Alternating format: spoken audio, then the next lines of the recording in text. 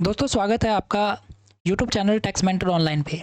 इस वीडियो में मैं डिस्कस करूंगा कि डिपार्टमेंट ने एक एडवाइजरी इशू किया है। इस एडवाइजरी में इन्होंने ये कहा है कि जीएसटी डिपार्टमेंट ने कि ई वे बिल का जो पोर्टल है वो क्योंकि कुछ रीज़न की वजह से पोर्टल 1 जो है वो काम नहीं कर रहा था, तो इस वजह से इन्होंने एक और पोर्टल लॉन्च कर दिया है। तो जानेंगे कि क्या क्या क्या रीज़न है जिस वजह से डिपार्टमेंट ने एक और पोर्टल लॉन्च किया है। जैसे कि दोस्तों यहाँ पे पोर्टल देख सकते हो डैशबोर्ड पे कि एक जीएसटी का एक पोर्टल ewabill2.gst.gov.in, एक तो ये पोर्टल है। दूसरा ewabill.gst.gov.in, दूसरा ये पोर्टल है। यानी कि इन दोनों पोर्टल में से आप किसी भी पोर्टल से ई वे बिल जनरेट कर सकते हो। तो दोस्तों ये जो डिपार्टमेंट ने दूसरा ई वे बिल का जो पोर्टल लाया है उसके पीछे रीज़न क्या है तो वो डिस्कस करते हैं। Presently E way bill 2 portals provide the critical services of e-waybill system, and gradually it will extend with other services of e-waybill system. e-waybill can be generated and updated on e-waybill 2 portal independently. यानी कि आप किसी भी portal से आप जो है e-waybill generate कर सकते हो। अब e-waybill 2 portal provides the web and API modes of operations of e-waybill services. The taxpayers and logistic operators can use the e-waybill 2 portal with login credential and of the main portal। यानी कि दोस्तों जो main portal है e-waybill का, वहाँ पे आपने जो ई वे बिल का जो लॉगिन आईडी पासवर्ड बनाया होगा वही लॉगिन आईडी पासवर्ड ई वे बिल पोर्टल जो सेकंड है वो यूज़ करके आप ई वे बिल पोर्टल 2 से भी आप ई वे बिल जनरेट कर सकते हो। यानी कि आपको दोबारा जो है लॉगिन आईडी पासवर्ड क्रिएट करने की ज़रूरत नहीं है। उसके बाद tax payers and logistic operators can use E way bill 2 portal using technical glitches in e-waybill main portal or other exigencies. The criss-cross operations of printing and updating of Part B of e-waybill can be carried out on these portals. That is, updating of Part B of the e-waybill of Portal 1 can be done at Portal 2 and vice versa। यानी कि दोस्तों यहाँ पे ये कह रहे हैं कि जो हमने पार्ट ए अगर हमने पोर्टल 1 से फिल कर दिया तो उस केस में पोर्टल 2 पे आप पार्ट बी फिल करके अपना जो है ई वे बिल जनरेट कर सकती हो। तो यहाँ पे डिपार्टमेंट ने एक बहुत अच्छा रिलैक्सेशन दिया है, एक तरह से सहूलियत दिया है टैक्स पेयर्स को, जितने भी जीएसटी होल्डर्स हैं उन्हें।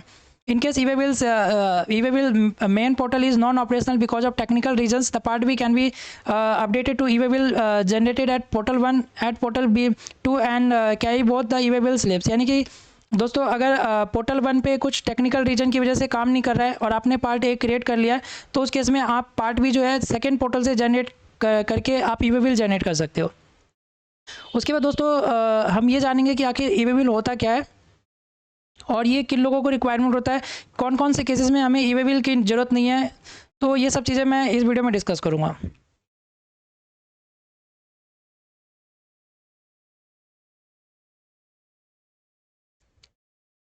सबसे पहले requirement of E way bill, यानी कि हमें कब कब ई वे बिल की रिक्वायरमेंट होती है। तो every registered person who cause movement of goods of consignment value exceeding ₹50,000। यानी कि हर वो रजिस्टर्ड पर्सन जो जीएसटी में रजिस्टर्ड है वो अगर 50,000 से ज़्यादा के वैल्यू का गुड्स एक जगह से दूसरी जगह मूवमेंट करवा रहा है ट्रक से या किसी भी व्हीकल से, तो उस केस में उन्हें जो है ई वे बिल की रिक्वायरमेंट होती है, ई वे बिल जनरेट करना होता है। Consignment value of ₹50,000 include GST amount exclude exempted goods. अब ये जो कंसाइनमेंट वैल्यू 50,000 पे है इसमें जीएसटी अमाउंट इंक्लूड करके आप कंसीडर करोगे और एग्जेम्प्टेड गुड्स है उसे आप एक्सक्लूड करके ये 50,000 का अमाउंट कंसिडर किया जाता है। उसके बाद दोस्तों इन्फॉर्मेशंस कौन कौन से इन्फॉर्मेशंस ई वे बिल में देना आता है। तो पार्ट ए जो है, पार्ट ए डिटेल्स आता है इसमें जीएसटी नंबर सप्लायर का एंड रिसिपेंट का। उसके बाद प्लेस ऑफ डिलीवरी, यानी कि कौन सी जगह डिलीवरी होना है। Value of the goods to be furnish by registered person, यानी कितने वैल्यू का गुड्स मूवमेंट होना है एक जगह से दूसरी जगह, और वैल्यू एक्सीडिंग ₹50,000। उसके बाद पार्ट बी जो होता है वो ट्रांसपोर्टिंग डिटेल्स, यानी ट्रांसपोर्ट से रिलेटेड डिटेल्स पार्ट बी में फिल किया जाता है, like transport document number, vehicle number to be furnish by person who is transporting the goods. तो ये डिटेल जो है वो पार्ट बी में जाता है। उसके बाद situations where E way bill is not required, यानी कुछ सिचुएशंस दे रखा है जहाँ पे आपको ई वे बिल की ज़रूरत नहीं है। वो केसेस कौन कौन से हैं। तो where goods are being transported are one of the below. LPG gas supplies to household, यानी कि घर के लिए अगर एलपीजी गैस सप्लाई किया जा रहा है ट्रांसपोर्ट से तो उस केस में ई वे बिल की ज़रूरत नहीं है। ज्वेलरी अगर ट्रांसपोर्ट किया जा रहा है एक जगह से दूसरी जगह या एक स्टेट से दूसरी स्टेट तो उस केस में भी ई वे बिल की ज़रूरत नहीं है। कैरोसिन ऑयल एक जगह से दूसरी जगह ट्रांसपोर्ट किया जाता है तो उस केस में भी ई वे बिल की ज़रूरत नहीं है। करेंसी, यानी कि पैसा अगर एक जगह से दूसरी जगह ट्रांसपोर्ट किया जा रहा है तो उस केस में भी ई वे बिल की ज़रूरत नहीं है। यूज़ पर्सनल और हाउस होल्ड इफेक्ट, यानी कि घर में यूज़ होने वाले सामान वो अगर एक जगह से दूसरी जगह ट्रांसपोर्ट किया जाए तो उस केस में भी ई वे बिल की जरूरत नहीं है। Where goods are being transported by non motorise vehicle, यानी कि बैलगाड़ी से अगर एक जगह से दूसरी जगह मूवमेंट किया जाए तो उस केस में भी ई वे बिल की जरूरत नहीं है।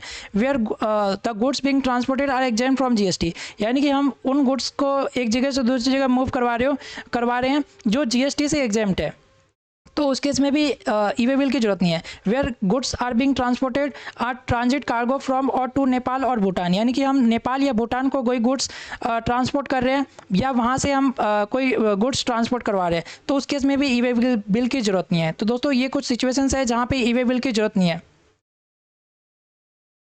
अब दोस्तों अगर आपको मेरा ये वीडियो अच्छा लगा हो तो आप मेरे चैनल टैक्स मेंटर ऑनलाइन को सब्सक्राइब कर लें, लाइक करें और दोस्तों के बीच में शेयर करें ताकि मुझे भी मोटिवेशन मिलता रहे।